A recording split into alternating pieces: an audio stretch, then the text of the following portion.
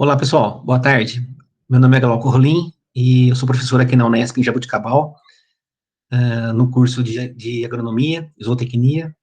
E a gente trabalha muito, né, o nosso grupo GUES trabalha muito com modelagem do sistema agrícola, e a gente trabalha muito com o Python, né? E a gente combinou de que eu mostrasse para vocês como que a gente faz uma regressão não linear dentro do Python.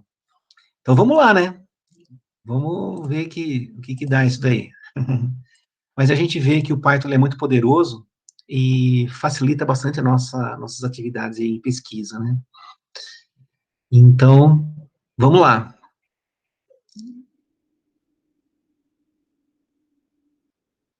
Acho que vocês estão vendo aí a minha tela, né? Vamos dar um zoom aqui, né? Vamos digitar lá Google Colab, né? Google, tá ali, que a gente fez. Então, digita lá no Google Colab. A gente já entra aqui nessa primeira opção, que é o Google Colab, Colab Research Google.com, né? E para que a gente possa usar essa facilidade do Google, nós temos que ter uma conta do Gmail. Tudo que a gente faz aqui nesse ambiente do Colab, ele grava automaticamente dentro do Drive, né? Então, é a única exigência aí, né? Então, basicamente, aqui a gente tem algumas coisas que a gente já andou fazendo dentro do Colab, e a gente entra aqui em novo notebook, tá ok? Ele vai carregar ali.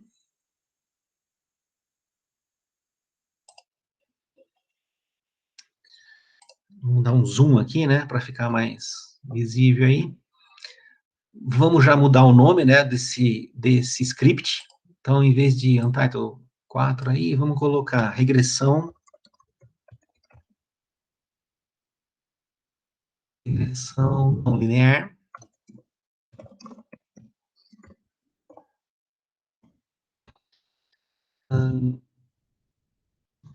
Vamos só fazer um comentário aqui, né, regressão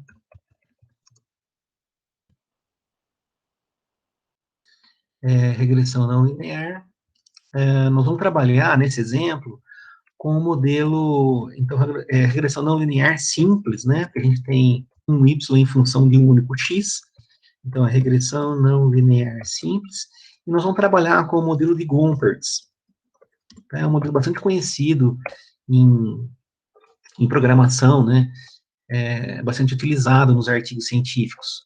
Então, vamos pegar ele como exemplo, né? Bom, a primeira coisa que a gente tem que fazer para fazer uma regressão não linear, nesse exemplo, a gente vai usar uma biblioteca que chama LMFIT. Dentro do Google Colab, ele não está previamente instalada essa biblioteca. Então, a gente vai ter que instalar ela, mas ela é muito simples, né? Então, vamos colocar um ponto de exclamação, pip install lmfit. E vamos rodar, né? Para rodar é Shift Enter. Esperar um pouquinho, que ele demora, a primeira vez que roda, ele demora um pouquinho. Aí são as informações que ele está passando para a gente, que ele está instalando essa biblioteca, tá? Então, na verdade, a biblioteca foi instalada com sucesso. Na verdade, nós formos rodar esse script novamente, nessa mesma máquina, a gente não precisa rodar mais no instalador, né? Então, a gente pode vir aqui e colocar um hashtag na frente para transformar esse comando em comentário, mas deixa ele aí para lembrar, né? Porque, eventualmente, ele não vai estar instalado. Mas agora já está tudo certo. Ele é bem, como nós falamos antes, né? O Python é bem verborrágico, né? Então, nessa parte de instalação, ele fala tudo que pode, né? Então, fica, assim, fica meio bagunçado aí, mas nada a se preocupar, né? E vamos já colocar um import NumPy, que é o Numeric Python, né? Então, NP, ou Numeric Python, tudo que a gente vai fazer em Data Science, ele vai ter como base o NumPy, que é a biblioteca de cálculo numérico dentro do Python, né? tudo que trabalha com números dentro do Python é feito com NumPy. Aí depois a gente pode instalar o Pandas, que é o nosso Excel dentro do Python, né? Então, a gente coloca esse ES aqui como se fosse um apelido, né? Então, lá nos comandos para frente, ao invés da gente digitar pandas ou numpy, a gente digita PD, né? Ou NP. É muito mais fácil, né? Uma forma mais resumida aí. Agora, a gente pode chamar o from lmfit import model. Essa forma de importar, usando from, né, é que nós não vamos importar toda a biblioteca, a gente vai importar somente o método model, né, então fica mais, não precisa carregar tanto a memória do computador. E a gente vai instalar também o matplotlib, matplotlib.pyplot, que é PLT, né, PLT, para a gente fazer gráfico, certo? Então, nós vamos usar todas essas bibliotecas aí, né? Quando a gente instala essas bibliotecas, o Python, ele fica com a nossa cara, né? Então, o que a gente vai usar dentro do Python são essas bibliotecas, além das outras que já são instaladas dentro do Colab. Mas, essas bibliotecas, elas são bem características para a gente fazer data science com o Python. Então, vamos apertar o Shift Enter para ele realmente importar. Então, agora essas bibliotecas elas estão na memória.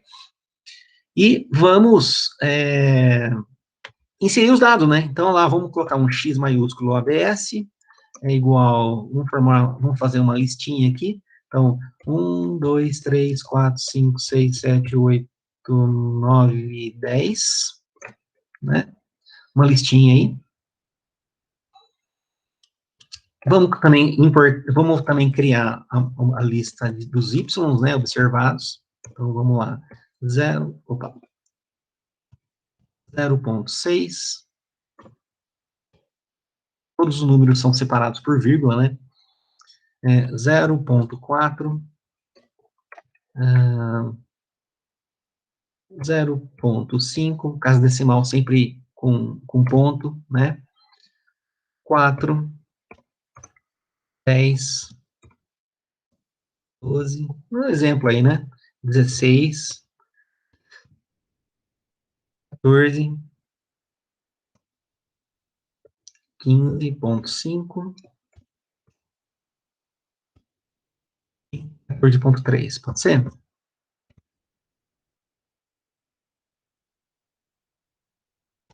Certo? Então, esses são esses dados observados. A gente poderia ter capturado esses dados a partir de um banco de dados do Excel, né, de uma planilha do Excel. A gente abre essa planilha aqui dentro, mas vamos fazer assim para que não tenha nenhuma dependência externa aí de nenhum arquivo, né, nesse exemplo.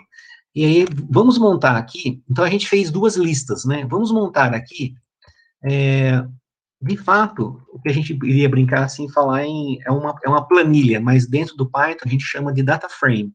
Então, para fazer uma planilha dentro do Python, a gente tem que chamar a biblioteca pandas, pd, né, ponto, data frame, então essa é a planilha, né, vamos, aqui tem uns detalhes de programação, mas que não vem ao caso aqui, então a gente vai montar duas listas, a partir de duas listas, a gente vai montar um data frame. Então, o nome da primeira coluna da minha planilha aí, vamos falar agora, daqui para frente, data frame, eu vou colocar o nome de XOBS, né, então ele está entre aspas, então ele é o nome de uma coluna. 2 pontos, o que nós vamos colocar nessa coluna? Nós vamos colocar os próprios dados do XOBS, que a gente definiu já aqui em cima, né, ó, XOBS, então esses dados aqui. Agora a gente vai, vírgula, vamos colocar outra coluna, YOBS, nome da coluna, 2 pontos, YOBS, que é o que a gente definiu antes, ok?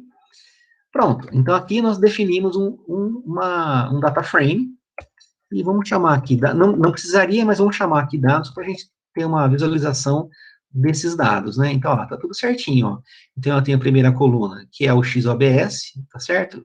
Capturando aqui os dados dessa lista, e o YOBS, que é a segunda coluna, capturando os dados de YOBS, que é essa lista aqui. Então, ó, tudo perfeito, os dados pareados, né?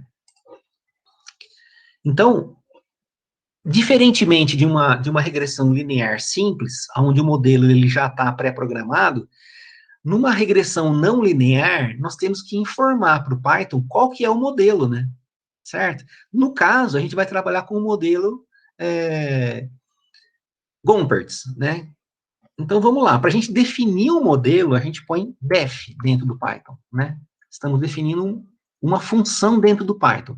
É a mesma coisa lá no Excel, por exemplo, que a gente coloca lá, igual soma, não é? Essa soma, ela é uma função pré-definida. É a mesma coisa aqui, nós estamos definindo uma função nova. Então, vamos chamar a nossa função de Gompertz mesmo, né? Tá? Gompertz. Gompertz, ela tem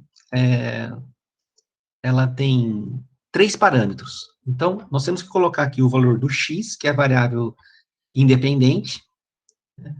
Nós vamos colocar aqui o alfa, vamos colocar aqui o k, e vamos colocar o gama. A função Gompertz, ela tem várias formas, né, que pode ser feita na forma matemática. Então, aqui a gente vai colocar uma forma particular, é essa que, né, que vai usar três parâmetros, alfa, k e gama. Então, 2 pontos. Então, agora vamos definir um bloco de programação. E já vamos fazer aqui, vocês notem que o cursor, ele já entra identado, né? Ele já fica embaixo, ele não fica perfeitamente no começo da linha, né? Vamos colocar aqui um return, né? Aqui eu acho que tem que colocar... Vamos só... Deu certo aqui, mas ele tá... Vamos ver se vai dar certo assim. E vamos fazer, vamos incluir aqui a função, né? A função que nós vamos trabalhar é alfa, né? É particular a essa função, né? A essa parametrização. Vezes exp, né? E elevado no Python é np, olha lá, é o numpy, exp, né? Ele já traz aqui uma explicação, olha lá, calculate the exponential of all elements in the input array, né? Ok. E aí nós vamos colocar aqui menos np, exp de novo, né? Abre um parênteses, menos k, vezes, abre parênteses, x, que é a nossa variável independente, menos gama. Acho que fechou aqui, ó. Primeiro parênteses, segundo parênteses, terceiro parênteses. Né? Então, essa parte do código é muito importante, porque nós vamos definir a função que a gente tem interesse em trabalhar. Se a gente mudar alguma coisa matemática aqui nessa parte, nós, na verdade, iremos ajustar, treinar uma outra função, né? Vamos ver se ele roda. Olha lá, rodou. Tanto que a gente pode entrar aqui, né? Como um exemplo, a gente pode por aqui, Gompertz. Inclusive, já entendeu que é uma função. Vamos colocar aqui, só para a gente verificar se ela tá funcionando, vou colocar um valor qualquer aqui, ó. Então, o x, né, que está a primeira é um parâmetro posicional, né, então tem que seguir a ordem. O primeiro parâmetro é o próprio valor do x, que é uma variável independente, vou colocar um 10 aí, vírgula. Agora ele está pedindo o alfa, vou colocar 10 também. Agora eu vou pedir um K, eu vou colocar 0,5, e um gama, eu vou colocar 4, né? Só para a gente ver se ele está funcionando. Então, eu estou calculando, eu estou aplicando essa função agora, com o valor da variável independente, que é o x, que é 10, no primeiro valor ali, e os parâmetros ali que eu coloquei só para a gente ver se ele roda o modelo. Então, fundamentalmente ele está, beleza, então ele, a partir desses valores, ele calculou o Gompertz, né?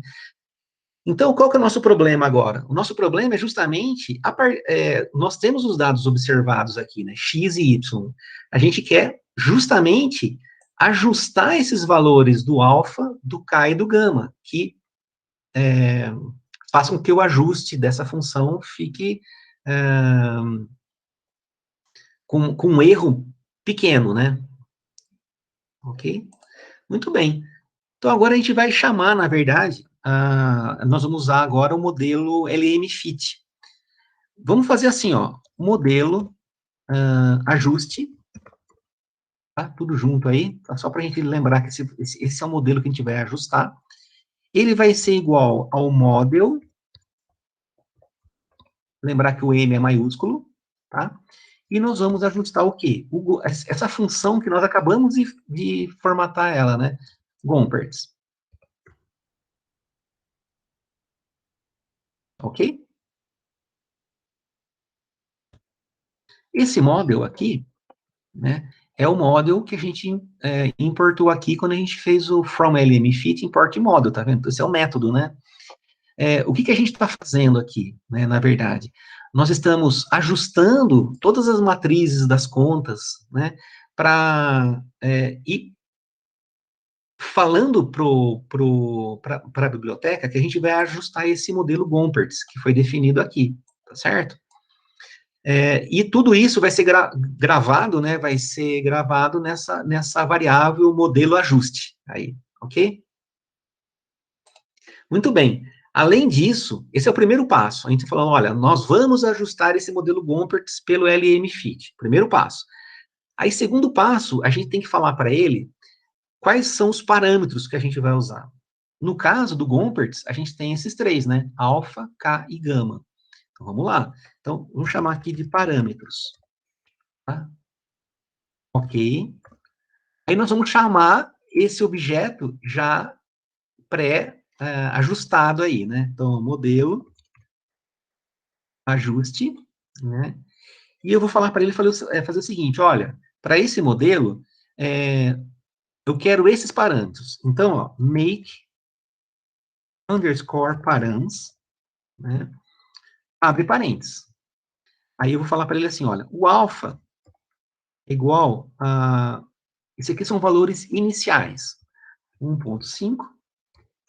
O K é igual a 1.5.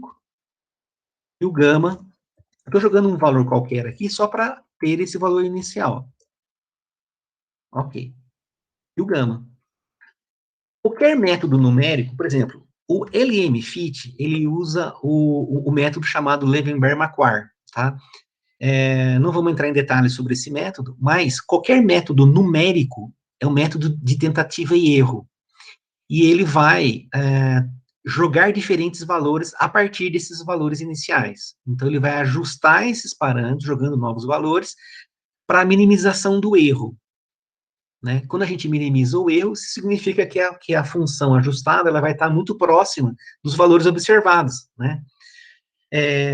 Ela faz a biblioteca LM-FIT, ela faz essa aproximação fazendo a minimização do Q quadrado. Também a gente não vai entrar em detalhes, mas fundamentalmente, ele vai minimizar os erros. Ele vai passar a curva mais próxima possível dos dados observados. Tá? Só que ela tem que ter esses valores iniciais para o chute inicial. Então, muitas vezes, pode ocorrer, quando você vai ajustar um modelo mais complexo do que esse de Gompertz, é muito desejável, muito mesmo, que você jogue diferentes valores iniciais para ver se a conversão essa minimização do erro, ela fica próxima de vários valores iniciais diferentes, tá? Para você não ter problema de um mínimo local. A função de Gompertz, né, então, eu acho que num primeiro momento a gente já vai ver no gráfico que ele vai ficar interessante. Mas tem essa ressalva, sabe? Nós não estamos mais ajustando uma regressão linear simples, né? Que já tem até equações que estimam o valor dos parâmetros. Aqui não, é por tentativa e erro. Então aqui, né, vocês estão percebendo, a gente está primeiro a gente chamou o modelo, vamos dizer assim, a gente cadastrou o modelo dentro da biblioteca LMFIT. Agora, aqui nesse segundo passo, a gente falou para ele quais são os parâmetros, quais são os valores iniciais dos parâmetros. Então, esses são esses valores iniciais aqui.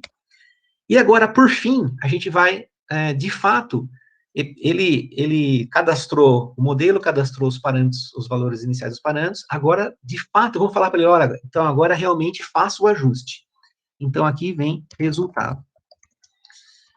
Então, a gente vai chamar o modelo ajuste, né? Ajustar em inglês, né, é fit, certo? Vamos chamar aqui, eu tenho que falar para ele agora o quê? Eu tenho que falar qual a minha variável, porque eu tenho os dados observados, né? Eu quero que o modelo passe perto desses pares de dados, x e y, né? Então, eu tenho que falar para ele qual que é o x e qual é o y. Então, vamos lá, ó. Eu tenho que falar para ele assim, ó, dados, o shake, eu vou falar para ele YOBS. Então, aqui eu estou chamando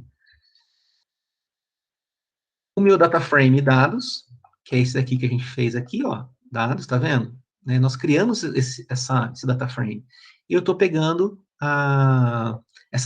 o nome das colunas agora, né? Então, o primeiro nome de coluna, por padrão, é o Y. Então, no caso, chama Y observado.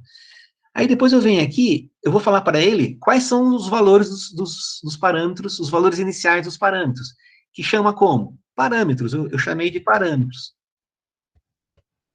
Tá? E vírgula de novo. E agora, como padrão, a gente põe x igual, dados, xobs, né? E beleza, tá? Só isso. Poderia colocar no começo lá y igual, mas não tem importância, ele faz da mesma forma. Resultado. Então, aqui eu estou pedindo para ele imprimir esse objeto, essa variável resultado.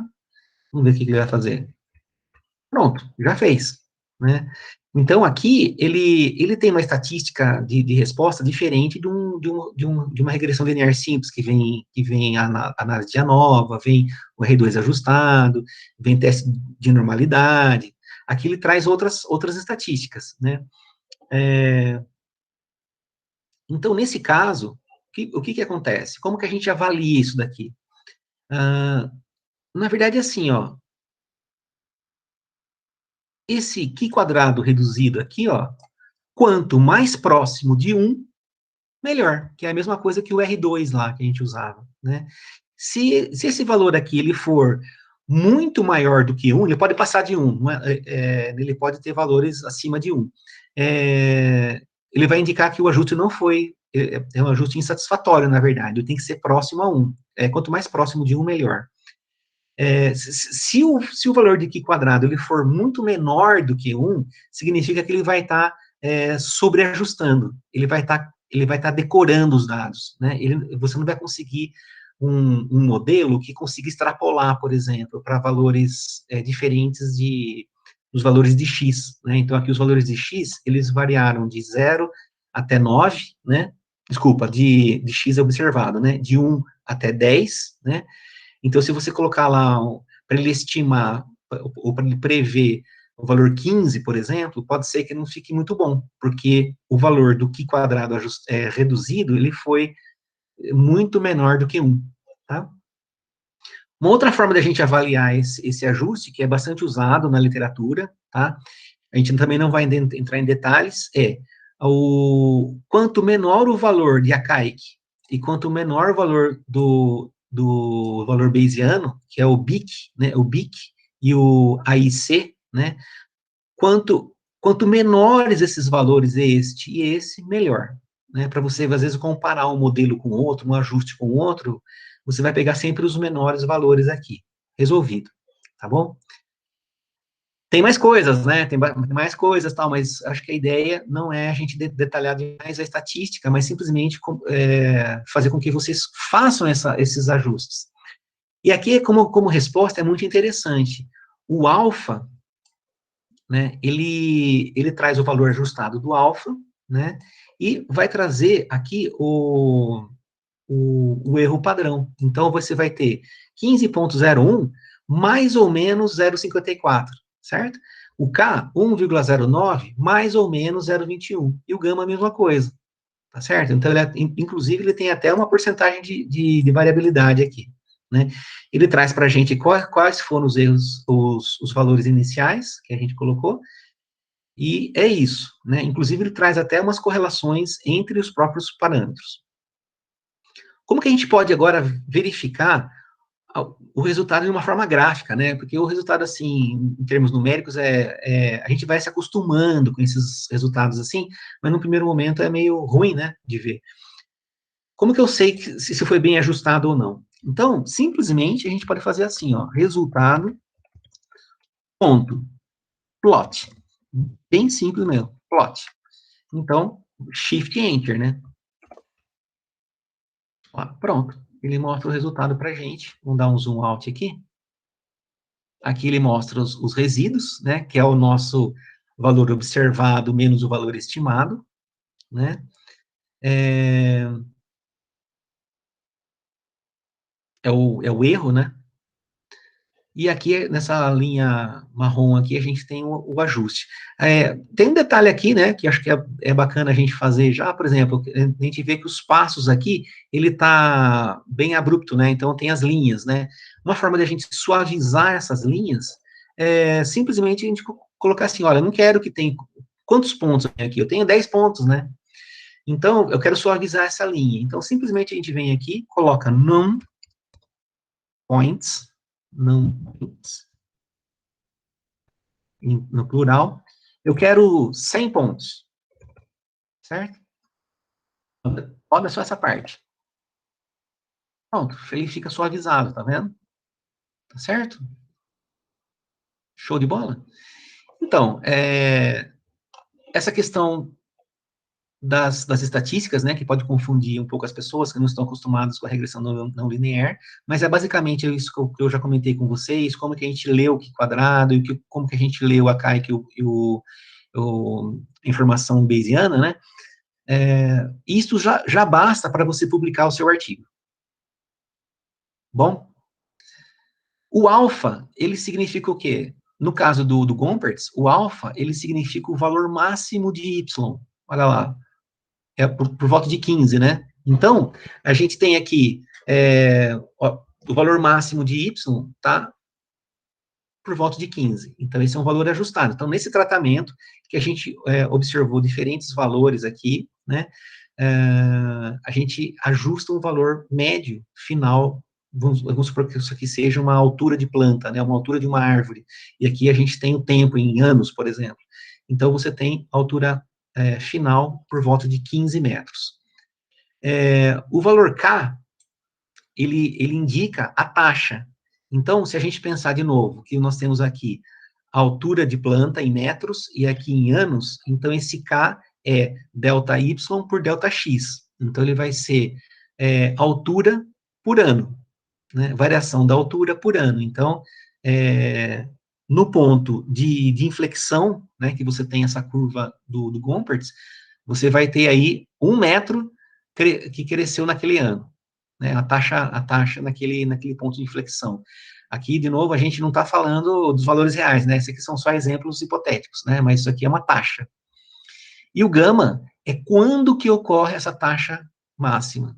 Então, o gama, ele se localiza no ponto de inflexão, né? Então, aqui a curva está com a abertura positiva, né? Com crescimento positivo, e aqui o crescimento é negativo. Então, ele vai estar bem no ponto de inflexão.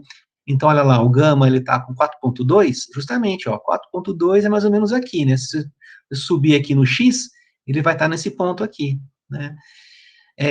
Além disso, a gente tem outras informações que a gente pode obter da curva de Gompertz. Então, sugiro que vocês deem uma olhada. Dá para trazer, tem mais pelo menos umas 3 ou 4 informações que a gente traz a partir dessa curva, o que enriquece o seu artigo, né? Ok? Então, é isso aí, gente. Espero. Cada curva vai ter uma informação, a forma de você calcular as coisas é um pouquinho diferente.